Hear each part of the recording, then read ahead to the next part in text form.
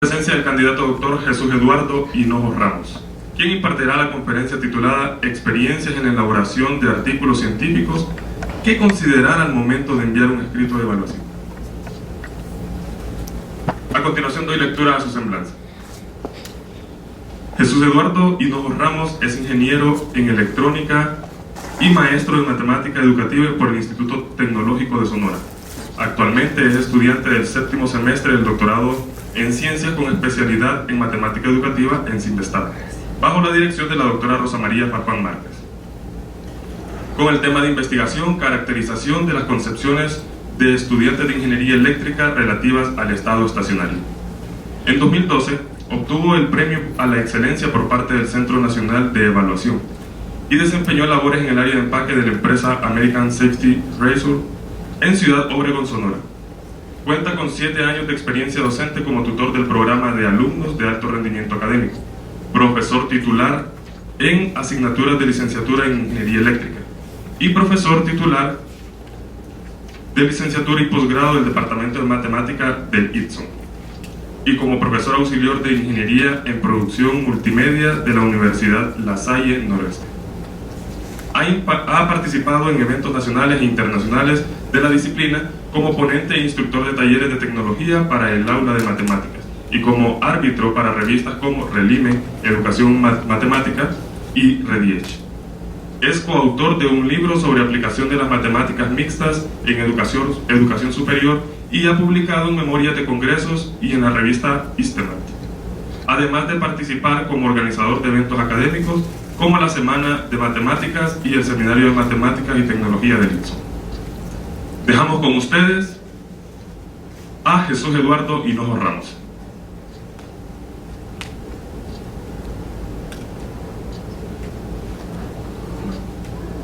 Muchas gracias, Carlos. Buenos días a todos y muchas gracias por acompañarnos. Bueno, el día de hoy, como hay otro evento que se está realizando también dentro del mismo departamento, pues digamos que la plática va a ser relativamente corta y pues no voy a hablar propiamente de mi tema de investigación, sino de algo que ha surgido a raíz de la propia investigación, que finalmente es algo que el trabajo científico, pues digamos que es necesario en lo que hacemos, y es finalmente publicar lo que estamos investigando de tal manera pues que el trabajo se difunda.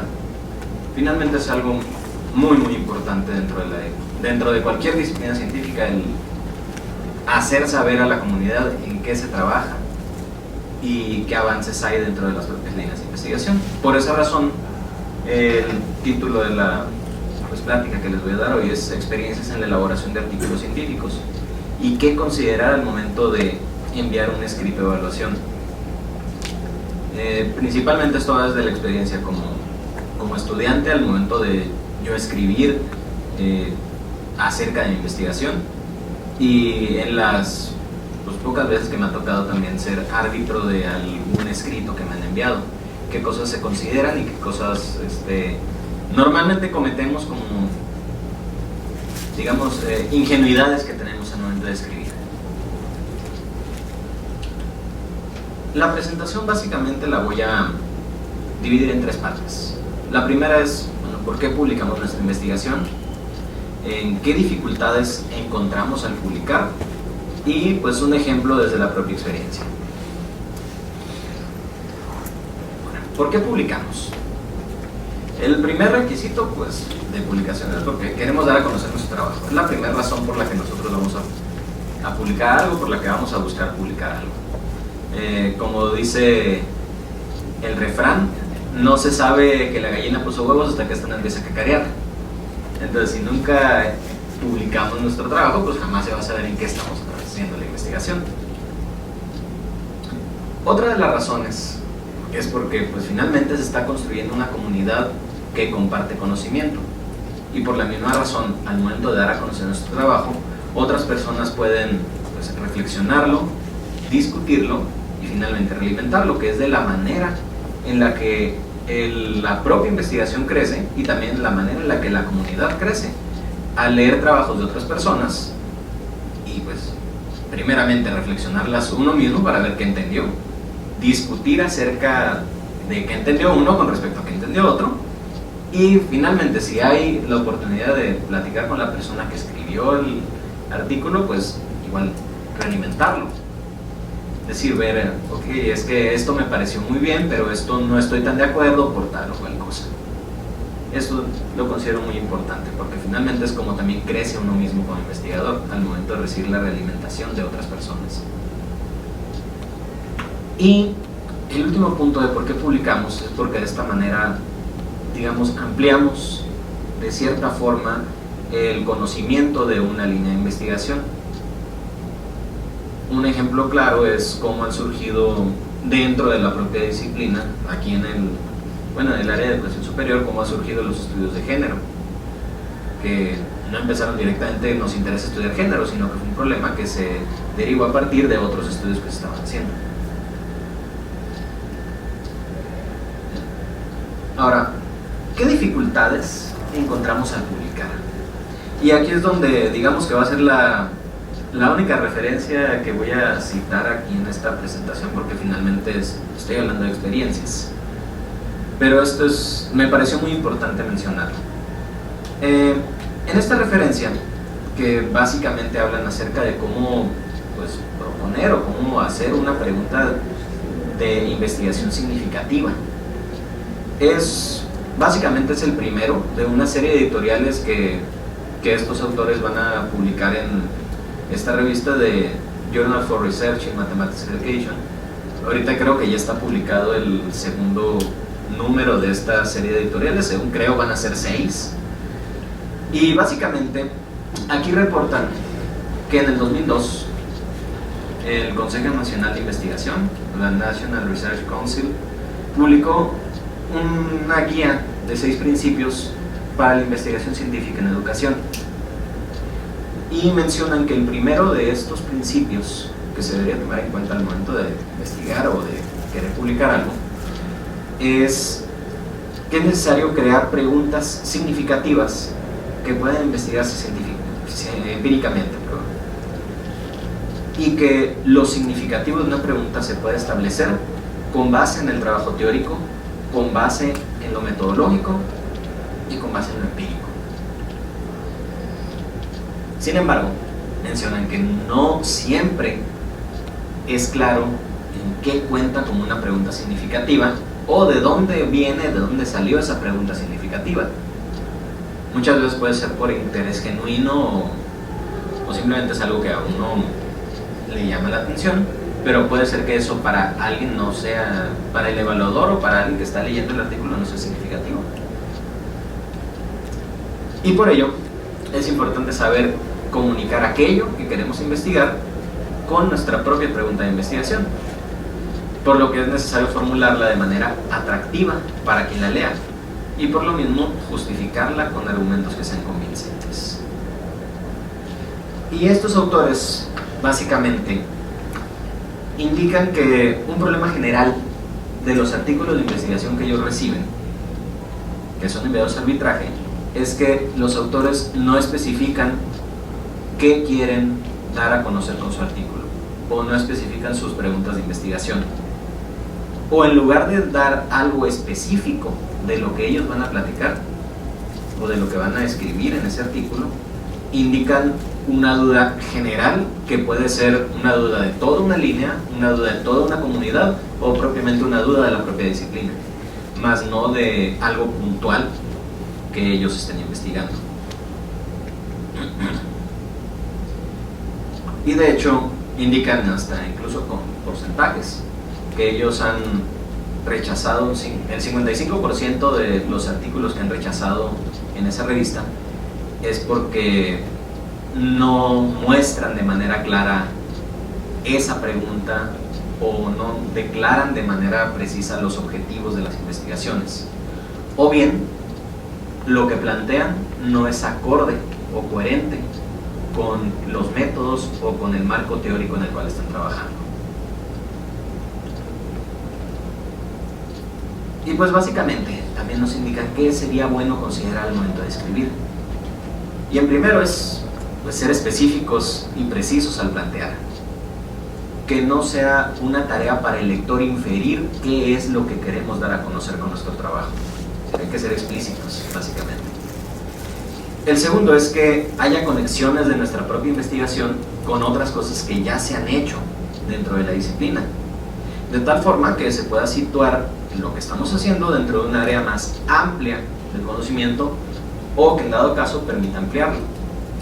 De hecho, ellos mencionan que el argumento de que no hay investigación acerca del tema dentro de la disciplina en muchos casos no es tan válido y tiene que justificarse el por qué no hay investigación dentro del tema.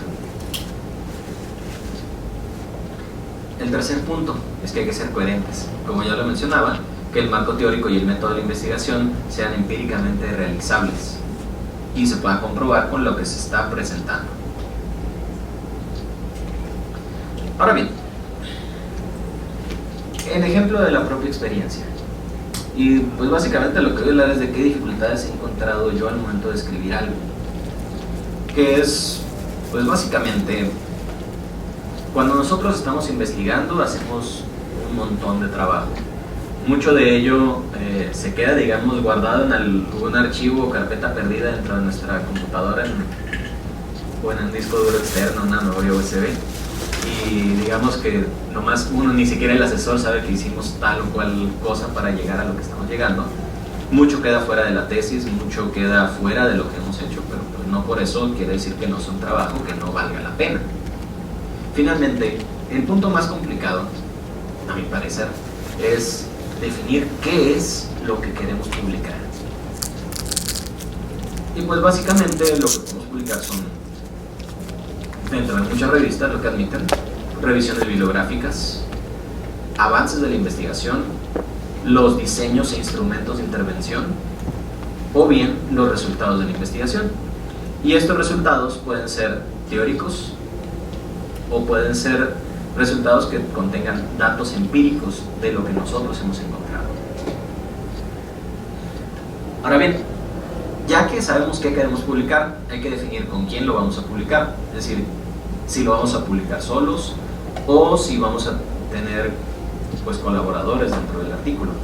Normalmente con nosotros siempre vamos acompañados de nuestro asesor o asesora de tesis, aunque también hay casos donde podemos publicar junto con algún otro compañero, con algún colega que sea cercano a lo que estamos haciendo. Y ahora aquí es donde queda el tercer punto. Ya sabemos qué queremos y con quién. Ahora el problema es dónde podemos publicarlo. Y es aquí donde hay que hacer el trabajo de otra investigación, pero digamos no dentro del tema, sino de qué revistas hay en el área y qué publican esas revistas. Y aquí voy a platicar básicamente de qué criterios podemos tomar para elegir una revista, qué temáticas manejan, hay que fijarnos en el enfoque y alcance, políticas de acceso y los costos de estas revistas y además la indización de las mismas. Porque si es una revista que no está indizada, pues es complicado acceder a ella a través de bases de datos.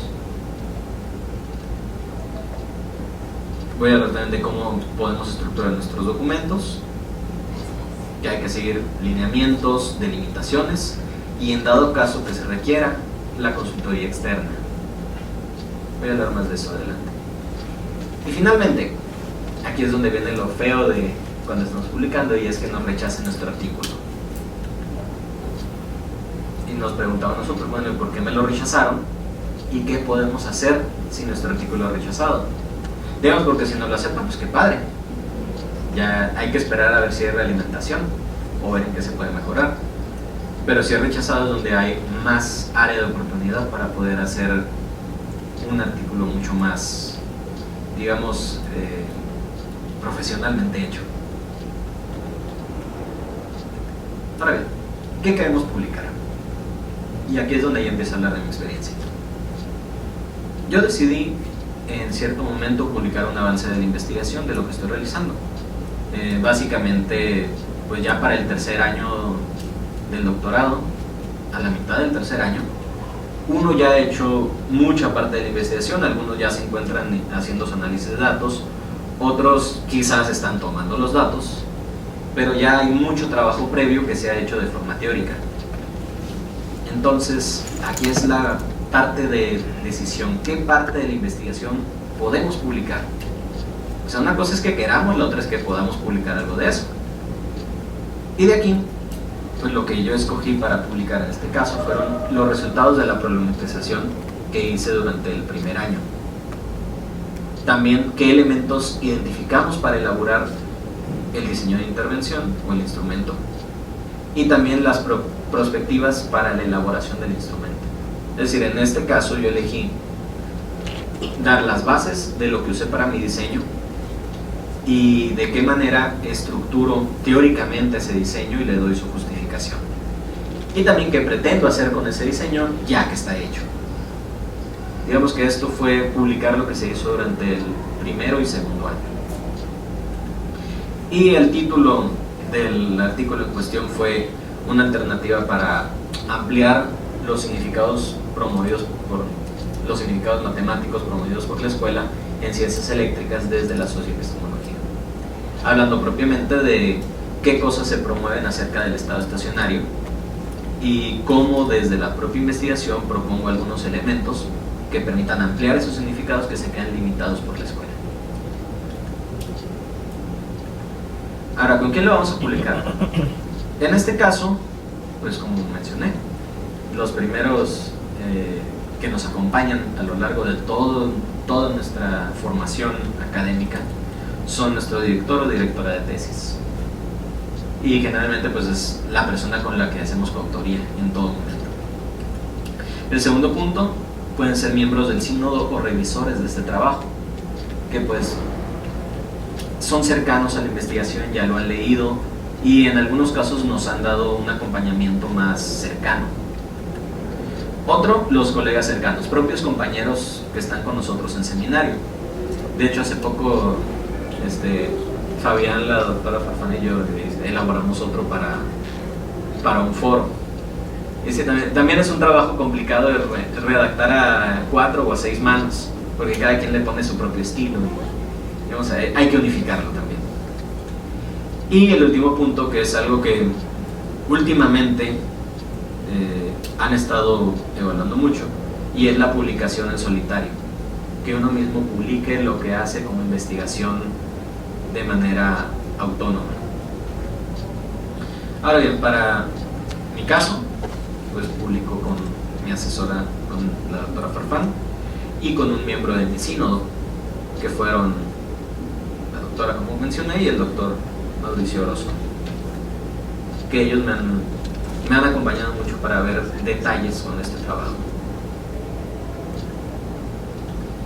Ahora, ¿dónde lo podemos publicar? Y esta es una parte importante. Hay un sinfín de revistas, hay un sinfín de bases de datos donde podemos acceder a ellas, pero finalmente hay cosas que limitan qué puede publicarse en esas revistas. Y pues a mí lo que me ha servido en particular es elegir varias, fijarme en qué temática tienen, cuál es su enfoque y alcance, cuáles son sus políticas de acceso y costos, porque la verdad el costo limita mucho en lo que podemos hacer, los índices de la revista y finalmente la periodicidad que tiene. No es lo mismo una revista que saca 2 números al año que una revista que saca 6 u 8 números. Digamos, hay más oportunidad de que un artículo salga publicado si la revista publica rápido. Y en este caso, pues tenemos, por ejemplo, si yo quiero publicar acerca de cosas que mi diseño puede apoyar para el tema de ingeniería, pues pueden ser revistas para educación e ingeniería o revistas de matemática educativa que tengan que ver con temas de matemática avanzada o de ingeniería propiamente. Elegí 3. De las 6 que elegí, muestro estas 3. La primera es una revista que publica investigaciones de educación para ingeniería en cualquier tópico relacionado con ingeniería. De hecho, es una revista que publica de cualquier cosa, pero principalmente se enfoca en la tecnología al aula y la didáctica. Y esta revista, pues, su acceso requiere una suscripción institucional. De hecho, creo que aquí en Simvestab se puede acceder a ella de manera pues, gratuita para nosotros, pero por fuera el costo creo que es de 160 dólares mensuales. Entonces eso nos limita bastante de cómo podemos acceder a ella. Y además, nosotros para publicar en ella nos lo revisan y hacen todo el proceso, pero una vez que es aceptado tenemos que pagar una cuota para la publicación, y esto por diversos motivos. Y en este caso la revista cobra un cierto costo por página, pero el mínimo para ellos es de 350 dólares americanos, o sea, como unos 7,000 pesos más o menos por el artículo que nosotros enviamos, más un costo extra si las imágenes las queremos a color o en blanco y negro. Eso ya es por otras cosas. Y esta revista está indizada pues en estas bases de datos: ERIplus, NIAR, Scopus y EBSCO, y tiene una periodicidad de 6 números al año, o sea, publica cada 2 meses. Y ellos aseguran que su proceso de evaluación es de 1 mes máximo por cada artículo que reciben. La segunda revista que elegí fue una que se dedica a solamente publicar investigaciones de educación para ingeniería eléctrica, exclusivamente en esa área de ingeniería. Y ellos publican artículos de investigación educativa, metodologías, materiales didácticos, programas de curso y tecnología para la enseñanza de ciencias eléctricas y computacionales. Igual, esta requiere suscripción institucional, pero tiene la opción de, con un costo para el autor, hacerla Open Access. Y además, la publicación es gratuita, las primeras 6 páginas, pero te cobran 200 dólares extras por cada página excedente a partir de la 7ª. Igual, el formato que ellos manejan es muy amigable para la extensión, porque piden Times Roman, tamaño 10 a 2 columnas, entonces digamos que un artículo en el formato regular que utilizamos, que es de 14 a 15 páginas, cabe perfectamente en ese 6 que ellos piden. Estiliza en Scopus y publica 4 veces al año, y ellos dan un plazo máximo de revisión de 2 meses. Entonces digamos que es también bastante rápida, pues tiene la particularidad de que no le cuesta al autor, a menos que la quiera Open Access, y si se limita al número de páginas que ellos piden. Y la revista 3 que aquí muestro es acerca de acercamientos interdisciplinarios para educación matemática en ciencias y tecnología. Es decir, ya no se limita solo a ingeniería, sino que cualquier rama de la ciencia. Y esta revista publica artículos de investigación, pero también tiene la opción de enviar material didáctico, producto de investigaciones en matemática educativa para cualquier nivel. Es decir, publican desde nivel básico hasta nivel posgrado. Y esta tiene la particularidad de que es Open Access, sin costo para el autor, y además no cobran por la publicación del artículo. Y está publicada en estas bases de datos, en EBSCO, MathEduc, Database, ProQuest, Scopus y Web of Science. Y tiene una periodicidad de 8 números al año. Es sumamente rápida. Entonces, ya que elegí mis revistas, ahora tengo que decir a cuál de ellas la voy a mandar, porque las cosas son distintas dependiendo de qué revista elijamos. Y en este caso decidí irme primero por esta. Se envió el artículo, en 2 semanas recibí respuesta de que el artículo fue rechazado. Y eso fue por un lineamiento que no está explícito en la página, del cual voy a hablar más adelante. Entonces hice algunas modificaciones al documento para ajustarme los formatos y lineamientos, y lo envié a la revista 2. Fue recibido, y al mes y medio recibí de nuevo otra notificación de que el artículo era rechazado, y esta vez de nuevo por lineamientos ocultos que no menciona la revista dentro de sus políticas. Y entonces se envió a la revista 3, en la cual todavía está en proceso de evaluación. Tiene 1 mes y 2 semanas aproximadamente. esperemos respuesta, que espero ahora sí sea favorable, porque ya me tiene cansado. Ok. Ahora, la cuestión es, ya tenemos decidida la revista, ya tenemos elegido qué vamos a publicar, qué no vamos a publicar, pero ahora cómo estructuramos nuestro documento. Bueno, muchas revistas tienen su propia plantilla de cómo mandar el artículo. En algunas ocasiones el formato ya viene en un Word, en un documento de látex o en algún formato específico, pero algunas no, sino que viene escrito en la página de lineamientos cómo tiene que ser el documento. Entonces hay que fijarse bien en esta situación. Lo primero es fijarse en los lineamientos. Y los lineamientos, cada uno depende de la revista. Es decir, qué pueden publicar, hasta qué punto, qué extensión y todo eso. También hay que seguir el formato para autores y muchas veces conviene revisar otros artículos publicados en la misma, porque así podemos ver si lo que nosotros queremos mandar es similar a algo que ya está publicado. O sea, que tengan fines parecidos. También hay que fijarnos en delimitaciones. Y una de las primeras es el idioma de la revista. Y es aquí donde hay ciertos problemas al momento de querer comunicar lo que queremos. Si muchas veces en español no nos damos a entender, ahora darnos a entender en inglés o en francés pues está más complicado.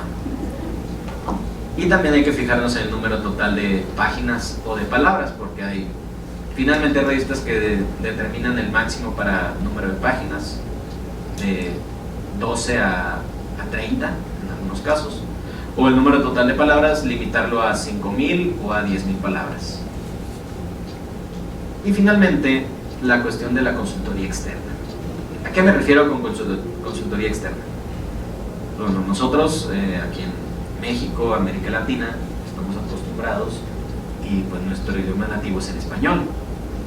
Sin embargo, hay veces que queremos mandar una revista en otro idioma y si nosotros propiamente no dominamos el idioma al cual queremos enviarlo, es necesario contar con un servicio de traducción, o bien si conocemos el idioma, podemos ya de entrada redactarlo en dicho idioma, pero muchas veces es necesario que entre a un proceso de corrección de estilo, donde revisan la gramática, revisan la coherencia y revisan que no estemos cometiendo barbaridades del idioma, que muchas veces nos sucede. Si en el propio idioma nativo nos pasa, imagínense al escribir en otro idioma.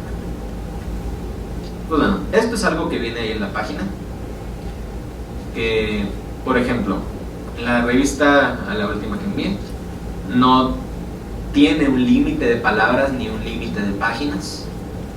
Revisando los artículos que se han enviado, vi que el máximo que tienen es de 30 páginas. Entonces dije, bueno, me voy al máximo, puede ser de 30. No quiero ser de los que se exceden mucho. Pero también pide que se ponga un contador de palabras. Más o menos, pues, bueno, no más o menos, te lo voy a mostrar.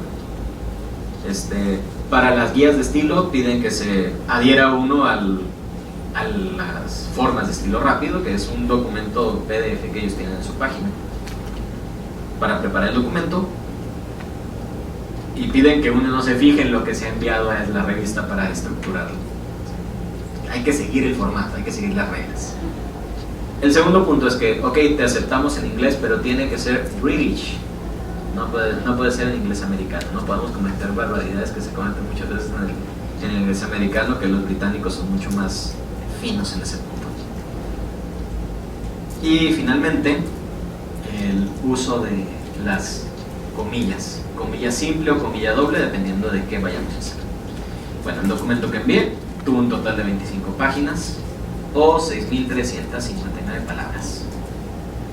Ya después de corrección de estilo y ya después del proceso de traducción. Entonces digamos que nos adherimos un poco a quedar debajo de los límites de otras cosas que se han hecho.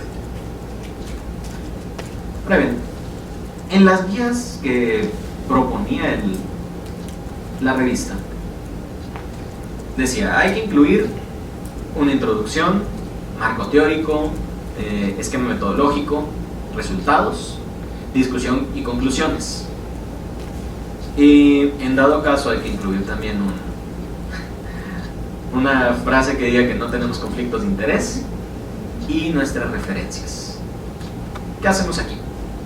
En la introducción del problema, grosso modo, indicamos qué investigaciones le han dado forma a lo que nosotros queremos mostrar, es decir, en qué nos basamos para hacer lo que estamos haciendo. También planteamos el problema de investigación, las preguntas de la investigación y también el objetivo del artículo, es decir, decimos qué pretendemos decir con lo que vamos a escribir más adelante. Y es importante ponerlo en la introducción porque luego podemos llevar 10 páginas escritas y el árbitro va a decir, bueno, es que ya leí las primeras 10 páginas, pero todavía no sé de qué trata, no sé qué es lo que pretendes hacer con este artículo. Entonces, se recomienda esto, es importante ponerlo al principio, digamos. Y también hay que ser lo más explícitos posible, pero a la vez concretos. No hay que agarrar monte. El segundo punto, el marco teórico. Aquí describimos cuál es nuestra fundamentación teórica para la elaboración de todo el trabajo completo. Y de ser posible, hacemos explícita la manera en que estamos realizando la investigación. Es decir, hay que hacer explícitos los métodos. Igual, muchas revistas ya solicitan que el método sea explícito, precisamente por lo de el poder hacer una réplica de los estudios o que estos puedan comprobarse de manera empírica. Bueno, nosotros como ciencias sociales hacemos estudios de casos, pero no porque hagamos estudios de casos no vamos a ser explícitos con cómo hacemos las cosas. Y también, la otra situación es que esto que planteamos de marco teórico y marco metodológico debe ser coherente con cómo planteamos la investigación y debe de poder responder a nuestro objetivo o a nuestro objeto de estudio o a nuestras propias preguntas. Que precisamente estos son los dos puntos que mencionan los autores de estas editoriales por los que muchas veces se rechazan artículos al momento de mandarlos a revistas, porque no hay coherencia entre lo que uno propone hacer y lo que uno hace realmente. En la sección de resultados, muchas veces, como hacemos muchas cosas, queremos presentarlo todo, pero la situación es que aquí hay que presentar lo más relevante. No es necesario indicar cómo hicimos absolutamente todo lo que se realizó para la investigación, pero sí qué se obtuvo de manera importante. Ahora, ¿qué es lo más importante en los resultados? Entonces eso depende de cada investigación. Para algunos la parte más importante va a ser el diseño, digámoslo, para otros los datos que se obtuvieron a partir de ese diseño, o en algunos casos alguna cuestión que se demuestra de la teoría que estamos planteando. También hay que mostrar la forma en cómo se analizan estos resultados, y propiamente esto debe ser a partir del método y la fundamentación teórica. En la discusión indicamos nosotros qué cosas de los resultados y su análisis nos parecen importantes y justificamos cómo estos nos permiten avanzar en la investigación. Y digamos que es una discusión con uno mismo de por qué lo que estoy haciendo es importante. Y aquí es donde normalmente nos van a replicar o nos van a realimentar un artículo. Es decir, qué cosas podemos hacer más amplias de esto. En nuestras conclusiones, aquí definimos puntos clave y reflexionamos acerca de lo que hicimos, cómo esto contribuye no solo a la investigación, sino a la disciplina. Y además indicamos cuáles son nuestros aportes a la teoría, la metodología y la influencia que estos tendrán en el panorama general del resto de lo que estamos haciendo.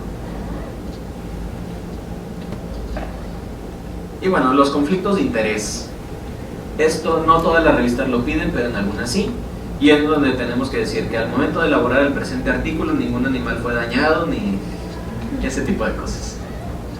De que no hay manera en la que nosotros estemos haciendo perjudica a otra persona, perjudica a una institución o perjudica a la propia revista. De hecho, hay algunas revistas que se destinan de poner el conflicto de interés en cada artículo, poniendo una leyenda en las portadas que dice: todo lo que aquí se publica es opinión de los propios autores y de ninguna manera representa lo que la revista quiere hacer. Y las referencias, pues digamos, es self-explanatory, es qué citamos y que utilizamos como base para realizar nuestra investigación.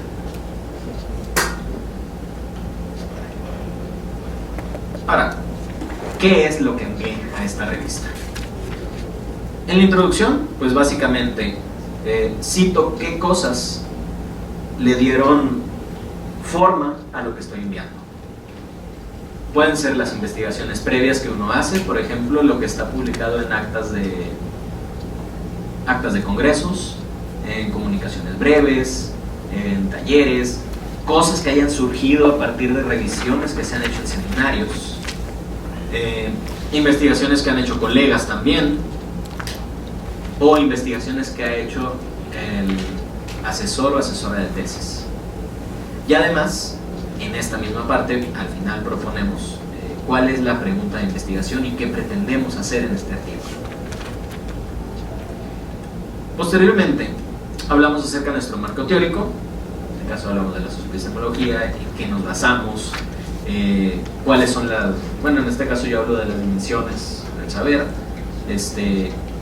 cómo la problematización nos permite obtener significados que han sido opacados por la matemática escolar, los procesos de construcción de conocimiento matemático y el método que estamos utilizando, que en este caso yo planteo a través de la ingeniería didáctica. En resultados y análisis hablamos de que para responder a nuestras preguntas de investigación, es decir, retomamos lo que ya mencionamos anteriormente en las introducciones y dividimos en la parte más relevante del trabajo. Como yo en este caso publico los resultados de mi problematización, muestro las secciones en las que está dividida la problematización, enfocándome, como nosotros decimos, en el trabajo matemático que se está realizando. Es decir, por ejemplo, aquí toma de elementos diferenciales para proponer una forma de propagación de electricidad, para este caso. ¿Cuáles fueron los elementos en los que se fija un autor al plantear soluciones teóricas para ciertos problemas? O bien, ¿cómo podemos hacer la reconstrucción de ese trabajo de ingeniería que hizo el autor, visto a partir del punto de vista matemático, que fue este caso?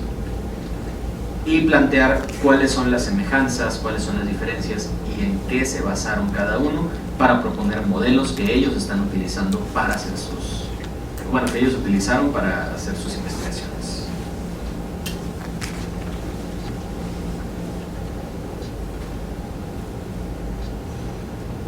Ahora, en la discusión. Como mencioné en la discusión, nosotros vamos a proponer qué cosas discutimos con nosotros mismos que nos parecen las más relevantes y que van a permitir ampliar el estudio. Y en este caso, pues yo lo presenté en forma de tabla, en donde pongo cuáles fueron los principales resultados matemáticos, cuáles eran los paradigmas de estos científicos, cómo utilizaron el trabajo de Fourier para poder hacer sus investigaciones, qué cosas de ese trabajo utilizaron, y una descripción de cuál fue el principal resultado matemático, que finalmente es lo que nos interesa. ¿Qué se hizo de matemático? Continuamos con las discusiones, que estos resultados nos permiten identificar elementos para la construcción de conocimiento matemático que posteriormente se consolidan en un diseño. Y describo qué cosas consideré para ese diseño, describo parte por parte cada una de ellas y defino finalmente cómo divido las tareas. Bueno, no presento completamente todo lo que dice porque finalmente esto está en evaluación. Digamos, son extractos porque si no YouTube nos cancela el video. Y finalmente las conclusiones. ¿Qué identificamos de relevancia y qué nos permite hacer una autorreflexión de lo que estamos proponiendo? En este caso, nosotros tenemos que construir conocimiento matemático y hay elementos en estas obras científicos del siglo XIX que nos permiten construir conocimiento matemático, porque finalmente ellos lo usaron. Posteriormente, de qué manera nuestro marco teórico nos abona para poder utilizar esos elementos de construcción, qué resultados obtuvimos de la problematización, cómo esto nos permite consolidar un diseño, y finalmente, retomando las preguntas que nos hicimos, responderlas en las conclusiones a manera de reflexión. Y esto es importante tocarlo porque finalmente es la coherencia que tiene nuestro documento. Es decir, nosotros lo que estamos planteando al final debe ser coherente con lo que planteamos al principio y además ir transversal con todo lo demás que estamos diciendo a lo largo del artículo. Es decir, si algo de lo que estamos escribiendo nos parece que no sabemos dónde lo podemos poner, es porque realmente no debería estar en el artículo.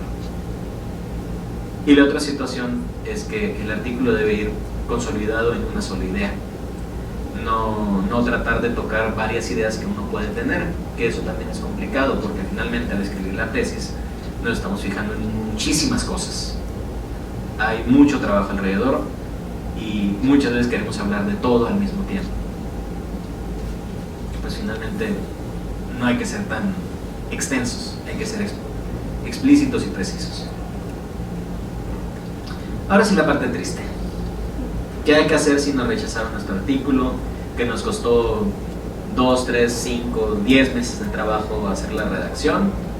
Se envía y al cabo de 2 meses, 3 meses, 1 año, no sé, nos responden de que, ¿sabes qué? No te lo publicamos. La primera pregunta, ¿por qué me rechazaron mi artículo?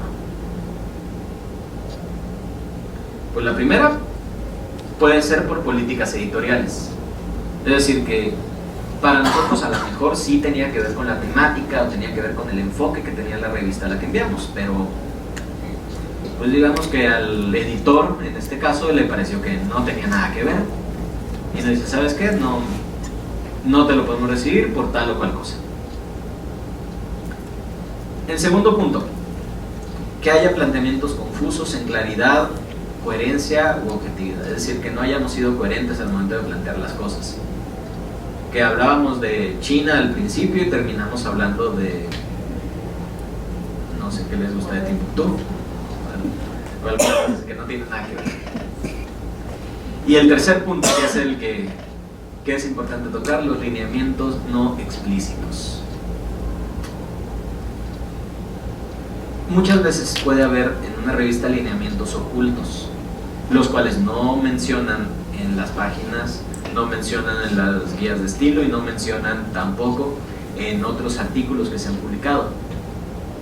Y de hecho, esas políticas ocultas fue el motivo de rechazo en los primeros 2 casos que mencioné.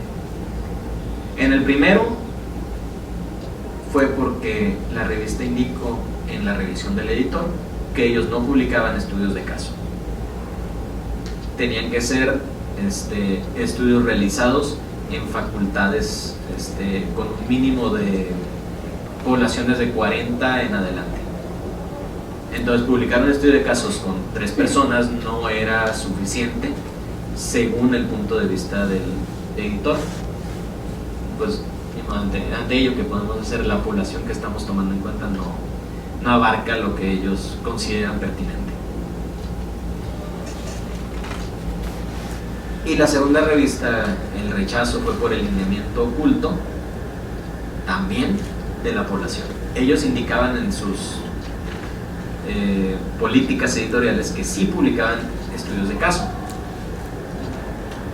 pero querían un estudio de caso comparativo de mínimo entre 10 personas. Entonces no, tampoco. Son cosas que no se dicen, pero que pues pueden pasar. Y en eso hay que fijarse muy bien.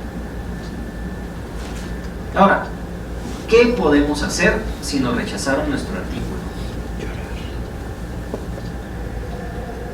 Que esta es una parte complicada, porque finalmente nos costó mucho trabajo escribir, nos costó mucho trabajo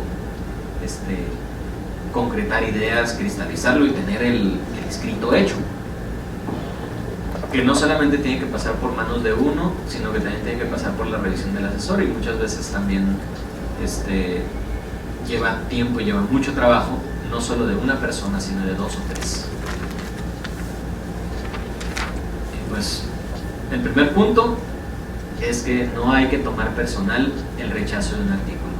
Y esto es complicado. Es que me lo rechazaron porque el lector no me quiere, me dio feo. Bueno, pues ni siquiera lo conocemos. No hay que tomar personal el rechazo de un artículo. Son finalmente cuestiones académicas y son cuestiones profesionales. Hay que saber lidiar con la frustración de que el trabajo no haya sido publicado y que muchas veces no resulta a la primera, ni a la segunda, ni a la tercera, ni a la décima, pero no puede ser que desistir. El segundo punto, si es que lo hay, porque hay veces que de plano hay situaciones en las que un árbitro no le gustó el planteamiento porque no va con sus puntos de vista y básicamente dice que todo el artículo está mal y te pone una crucesota gigante en color rojo de que no, eso no me gustó. Eso no es ético y hay que, como árbitro, uno debe ser muy ético al momento de hacer una revisión. No por conflictos o intereses personales se hace un rechazo. Debe de ser coherente con argumentos propios, derivados de la propia actividad que uno hace. Entonces, uno como autor lo que tiene que hacer es revisar estos comentarios de los revisores del artículo. Puede ser que un revisor diga, es que el planteamiento del problema no me parece coherente con el marco teórico, dado que tiene una contradicción de tal cosa y entonces el objetivo no se puede responder con eso. Entonces hay que buscar de qué manera solucionar esos posibles conflictos y contradicciones.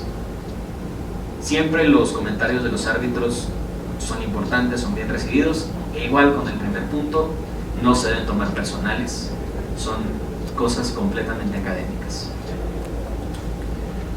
Y el tercero es, ok, me lo rechazaron en todo esto, ahora hay que reestructurar este documento. Hay que corregir y hay que tomar en cuenta las revisiones de los árbitros, claro, hasta donde sea considerable desde el punto de vista tanto del autor como de los coautores. Es decir, no porque un revisor diga que el marco teórico no tuvo pies ni cabeza o porque el método no tiene pies ni cabeza, vamos a cambiar el método o el marco teórico, sino que hay que hacerlo más claro. Y eso es muy importante. Hay que ser coherentes, hay que ser explícitos y hay que ser claros con lo que se está haciendo. Y como último punto, ¿qué pasó si no lo rechazaron? Hay que volverlo a enviar. No hay que tomarlo personal, hay que volverlo a enviar. Puede ser enviarlo a la misma revista una vez que ya se hicieron las modificaciones, atendiendo a todo esto. O puede ser que la propia revista diga, ¿sabes qué? Aunque lo corrijas, no nos lo vuelvas a enviar, no te lo vamos a revisar. Pasa también. Entonces, es la razón por la cual de entrada elegimos 2 o 3 revistas. Hay que elegir otra revista y volverla a enviar. Y en este punto hay que hacer todas estas modificaciones de formato, lineamiento y estructura del documento. Que de hecho, en el caso particular de lo que yo mostré, pongo aquí.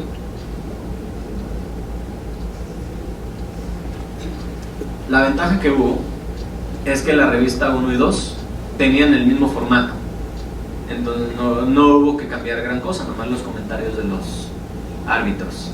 Pero la revista 3 sí pedía otro formato completamente distinto, entonces digamos de las 6 páginas que había a doble columna tamaño 10 quedaron las 20 y pico que platicaba hace un momento.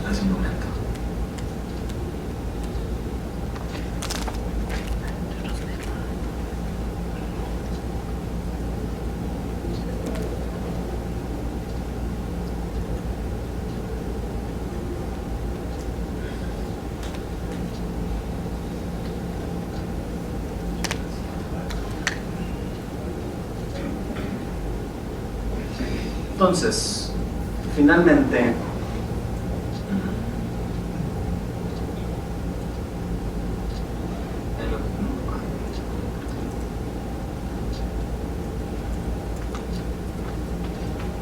finalmente, ¿qué quiero comunicar con esta plática?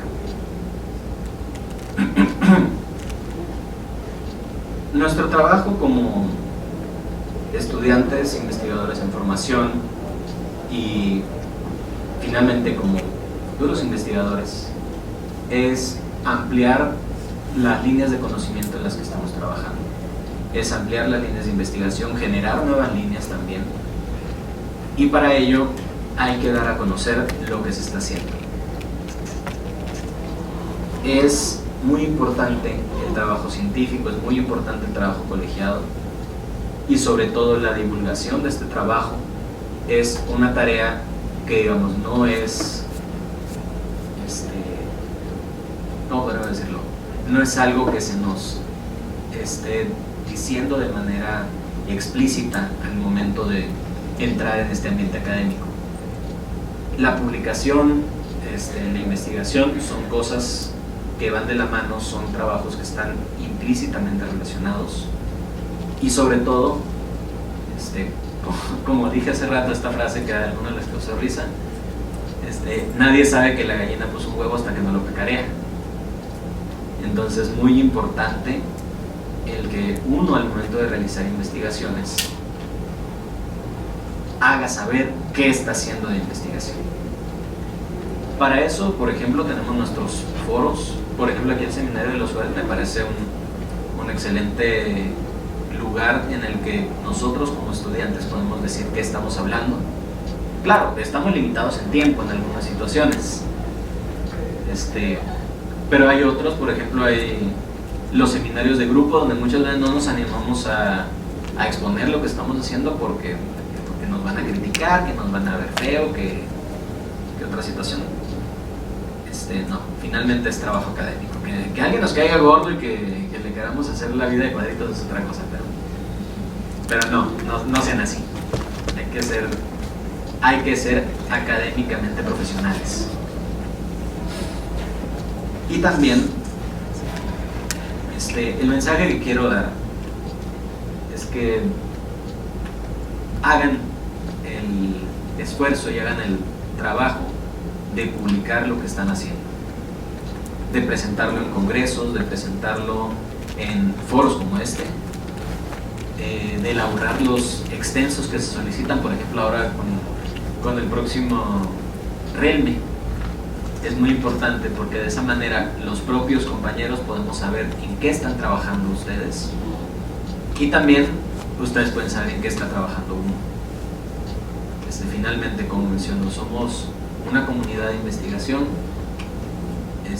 somos una comunidad académica que cada año crece, cada año tenemos más gente, pero muchas veces al tener más gente nos perdemos en lo que otras personas están haciendo. Es importante dar a conocer nuestros trabajos y es importante hacer la labor de publicación. Pues por mi parte sería todo. Muchas gracias por su atención. Yo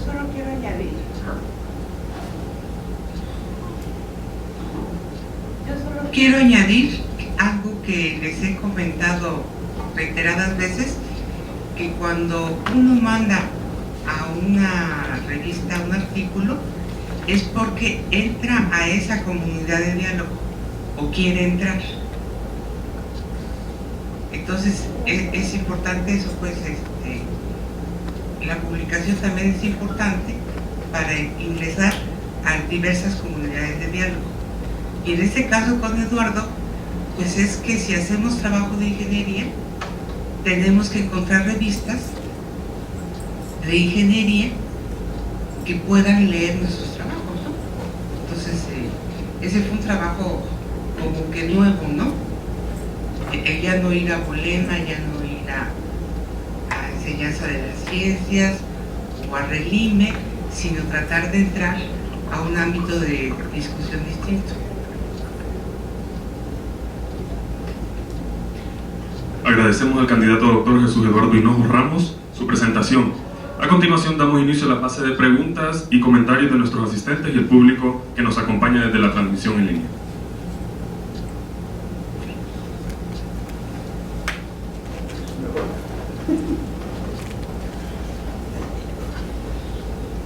Shiguru. Hola, Eduardo, muchas gracias por la presentación. Yo tengo una duda económica. Tell me. ¿Cuánto más o menos has invertido, si no es indiscreción, en todo en el proceso de la publicación? Que por lo que tiene aún no se ha publicado, no estás en espera, pero Sí, hasta ahora, espera. ¿cuánto vale? Si no es indiscreción.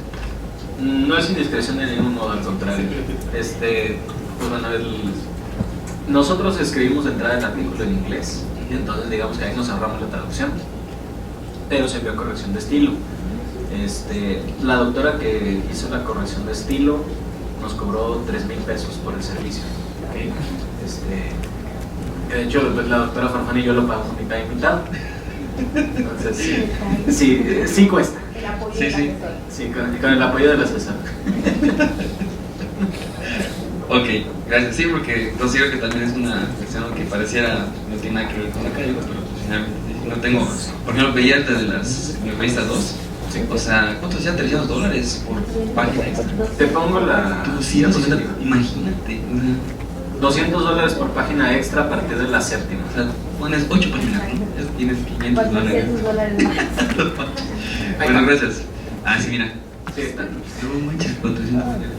No, es que sí, precisamente también por eso. Ujú. Bueno, ayer justamente en seminario estábamos discutiendo el capítulo de Lerman, el cambio de lo social en matemática educativa. Y ahí mencionaba que muchas veces el ubicar a la matemática educativa dentro de alguna rama del conocimiento, en alguna ciencia más grande, era uno de los factores que muchas instituciones y países incluso consideran para la cuestión de apoyos. Por ejemplo, nosotros estamos en ciencias sociales y humanidades, pero como una rama de la pedagogía, puede ser como una rama de la, no sé, de la psicología, como una rama de la filosofía. Hay otros países donde la matemática educativa es considerada una rama de la psicología, por ejemplo. Y entonces a partir de ahí es como determinan cómo apoyar económicamente a estas disciplinas. Y pues de hecho hay incluso revistas que proponen que si eres estudiante te podemos becar tu publicación y te hacen un descuento considerable. Pero sí, la cuestión económica es importante. Finalmente la publicación nos puede salir muy cara porque muchas revistas en inglés te cobran. Sí, y por ejemplo, en tu caso fueron 3,000, pero si le agregas la traducción. Sí, se puede disparar mucho más. Incluso la revista 3 tiene, dentro de la página uno puede contratar el servicio que ellos brindan de traducción y corrección de estilo. Tienen un montón de servicios extra, pero cuesta $900 la traducción con ellos. Entonces, sin corrección de estilo, traducción y corrección de estilo se sube mucho más. Entonces, no estamos en condiciones. Pues sí. Gracias, Eduardo. Muchas gracias, Liz. Gracias, Eduardo, por tu presentación. Quisiera que nos hablaras un poco más de los índices. O sea, por ejemplo, porque los mencionaste, pero a lo mejor los que estamos aquí presentes no diferenciamos en lo que es un índice, una base de datos, qué índices están recomendados en el caso para la comunidad de nosotros. Muy bien. Bueno, la indización también es un factor que debemos considerar al momento de querer ver nuestra revista, porque es lo que le da visibilidad al artículo. Por ejemplo, Scopus, digamos que es el estándar que nosotros debemos considerar al momento de enviar algo, porque es una base de datos índice de artículos que tiene acceso en prácticamente todo el mundo. Por ejemplo, también ERI Plus creo que es para la Unión Europea, entonces es visible para los países europeos, digámoslo de manera más sencilla. EBSCO es muy utilizado aquí, también para ciencias sociales, y hay otras que son más específicas. Por ejemplo, Redalic es una base de datos, Dialnet también, que ahí, digamos, son repositorios como tal, donde sí le dan visibilidad, pero los criterios son mucho más, ¿cómo decirlo?, restrictivos. Una base de datos le da mucha más visibilidad, un índice grande le da mucha más visibilidad a lo que nosotros estamos enviando. Y de hecho también es un punto que permite ver cuál es la calidad de la revista a la que nosotros estamos considerando. Porque las revistas más importantes, pues la mayoría de ellas están en Scopus. Y bueno, también querer tirarle a una de las revistas grandes de entrada muchas veces es complicado. Ya son más, es más fino lo que ellos buscan, tienen arbitrajes mucho más estrictos que otras revistas que no tengan tanta visibilidad dentro de la academia. Pero por eso es importante considerar los índices, le dan visibilidad y permiten que el artículo tenga mucha más difusión.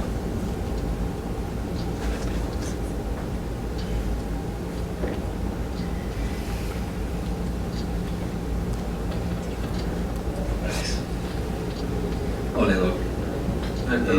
Buenas tardes ya. Me apresuré a preguntar y no dejé que los demás preguntaran, pero digo, pueden preguntar, pero la cosa es que creo que esto se tiene que entregar a las 2:30, ¿no? Hay una conferencia. Sí.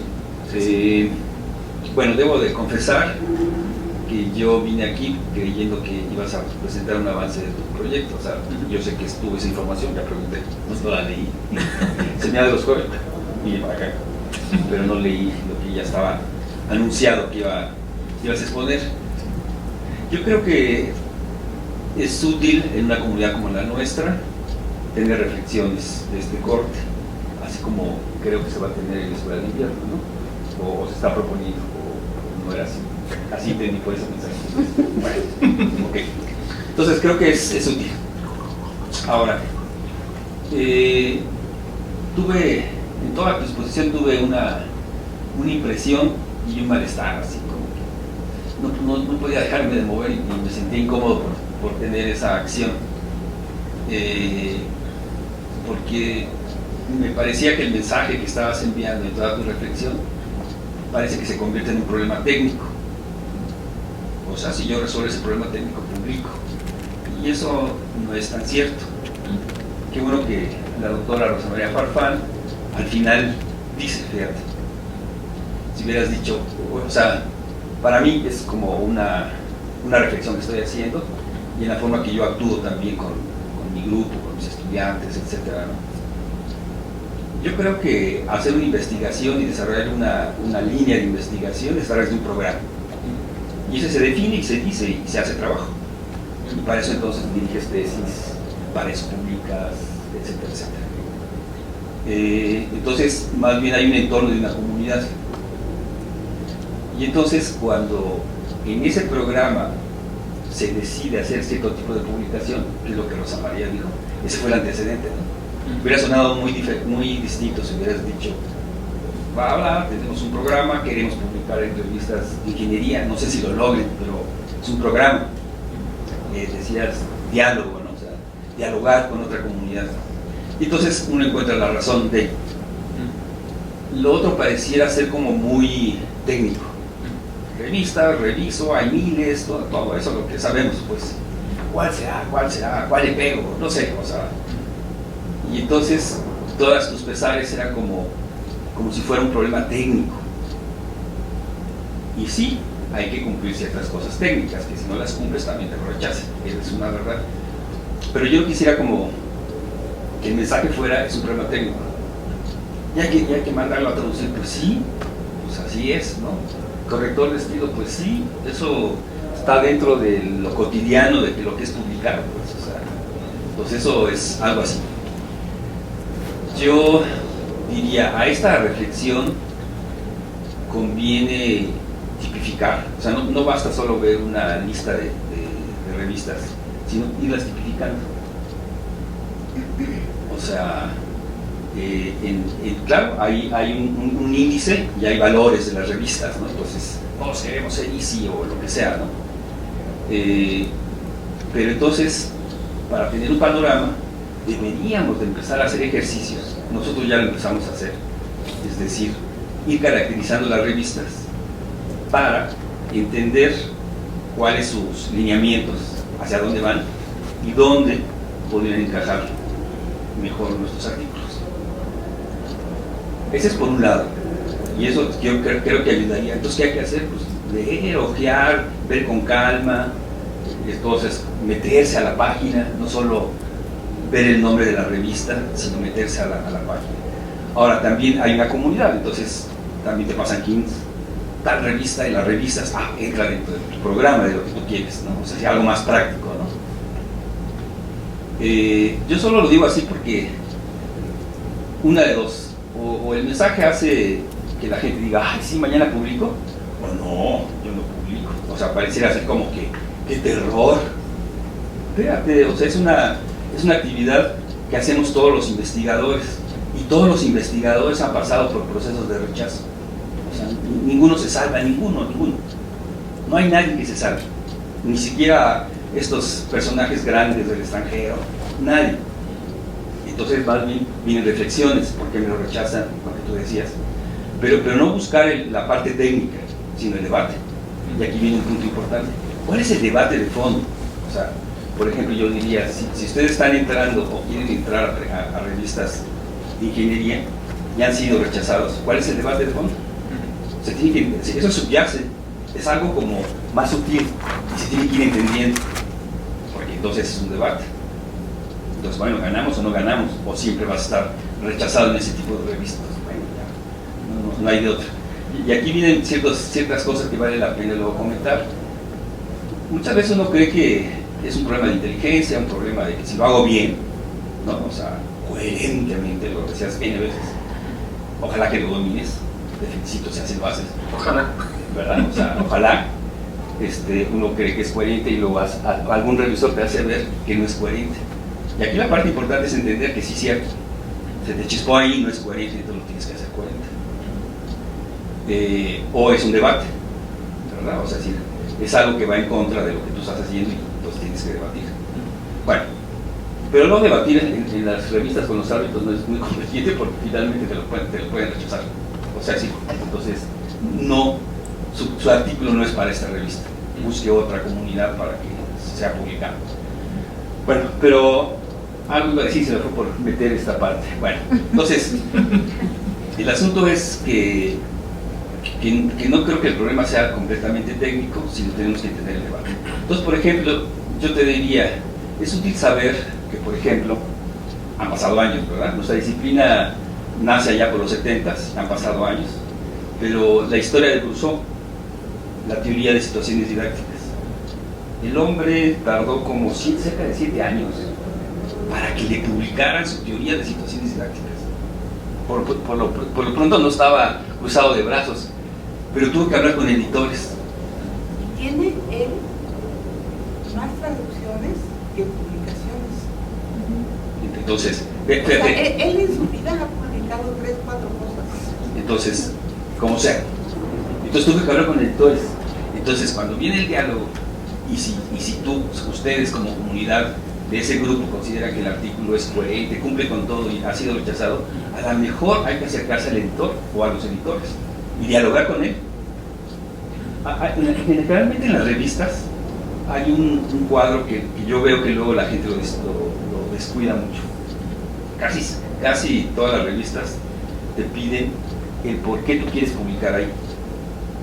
Y si uno lo pasa así como que ya está eso cansado, meses y meses de estar haciendo el artículo, ahora súbelo a la página, ya decidimos que ahí, pues ya parece que entonces le entramos a una especie de formato de estar llenando datos y pon lo que quieras ahí, lo pones ahí, a lo mejor ya cansado, dices algo. Esa parte es bien interesante, o sea, muy importante. El editor puede decidir cosas sobre lo que pongas ahí. Entonces esa parte es como crucial y no hay que trivializar.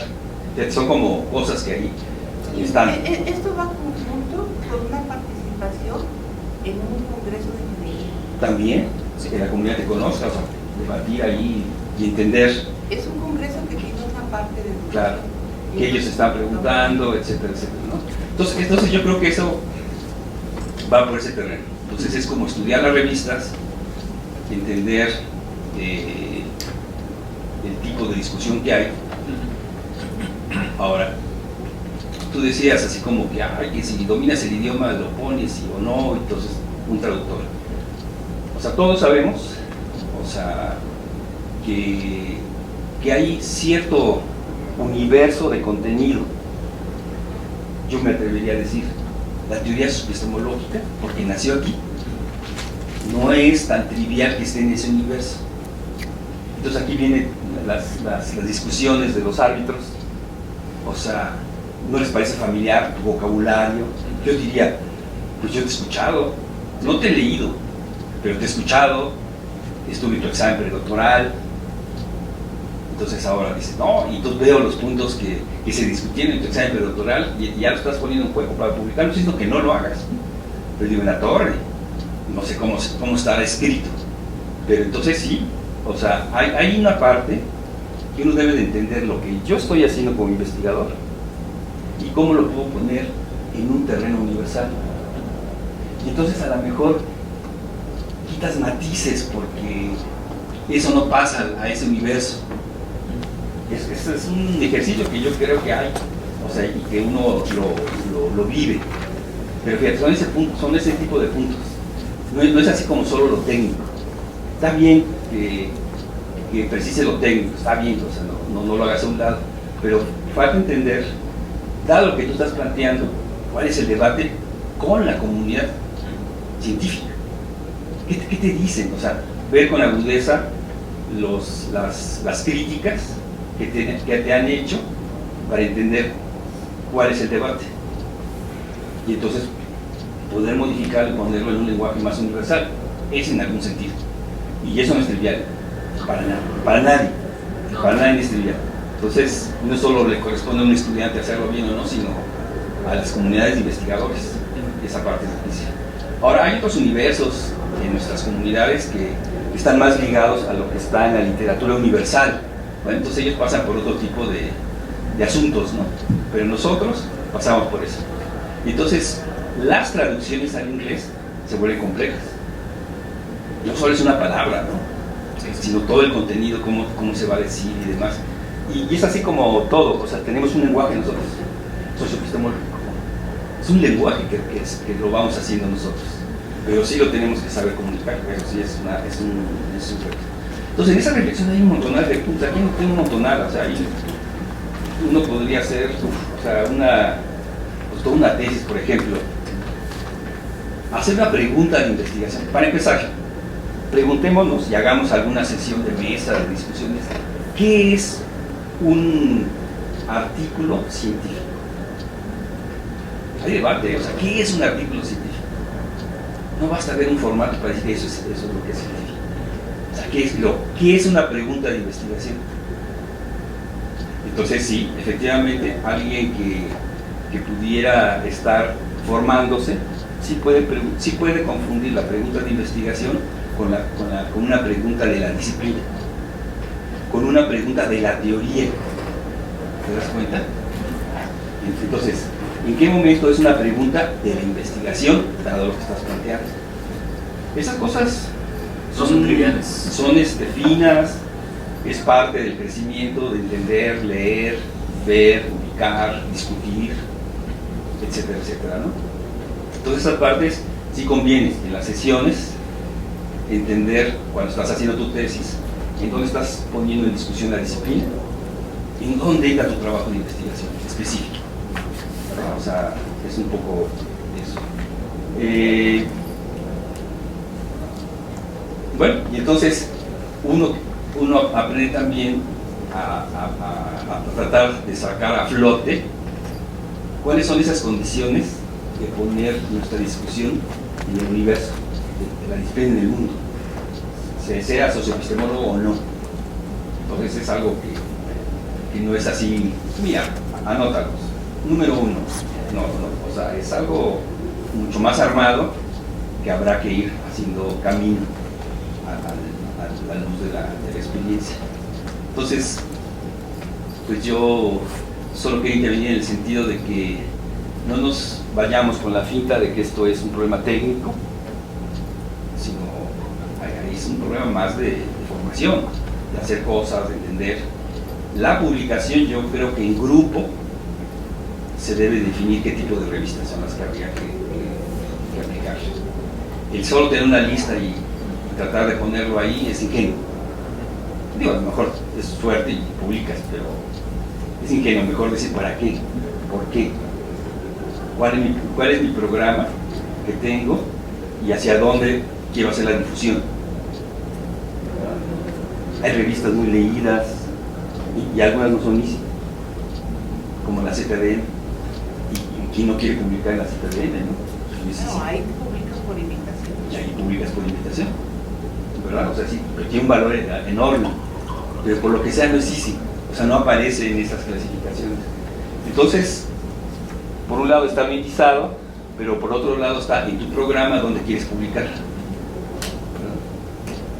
O sea, vamos a decir que en el ámbito del trabajo te conviertes en un escritor y puedes publicar incluso en revistas que todavía no son top, porque puedes ayudar a una comunidad, o sea, alguien que está creciendo y está formando su revista, te invita para que publiques ahí y le ayudes a hacer algo. Y está pues las que te dan puntos, ¿no? Pues eso es. O sea, esto no se va a acabar. Seguirá las reflexiones al respecto.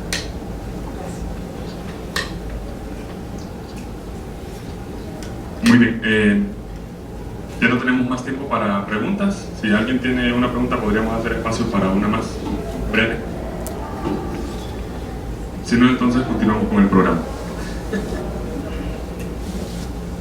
Vamos a agradecer entonces nuevamente a nuestro invitado, Jesús Eduardo Hinojos Ramos, el haber compartido con nosotros su experiencia en la elaboración de artículos científicos y la retroalimentación que ha dado a nuestros colegas.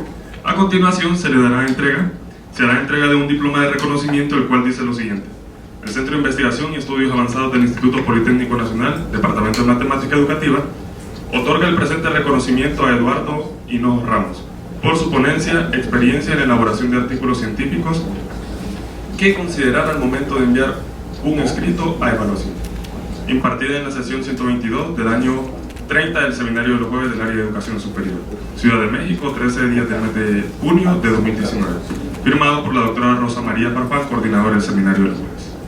Damos un fuerte aplauso a Eduardo.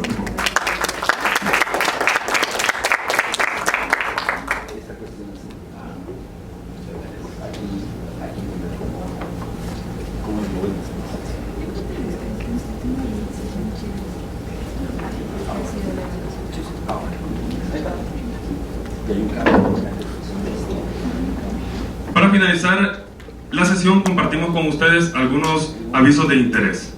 Si están interesados en participar en algunos eventos académicos, les recordamos que se celebrarán próximamente el 24º Encuentro de Geometría y sus aplicaciones, del 19 al 21 de junio de 2019 en la Universidad Pedagógica Nacional de Bogotá, Colombia. La cuarta sesión del coloquio de la Comunidad GeoGebra Latinoamericana, en la que se presenta modelado con GeoGebra 2D y 3D, impresión de materiales 3D para el uso en el aula, por Gustavo Aguilar, de Uruguay.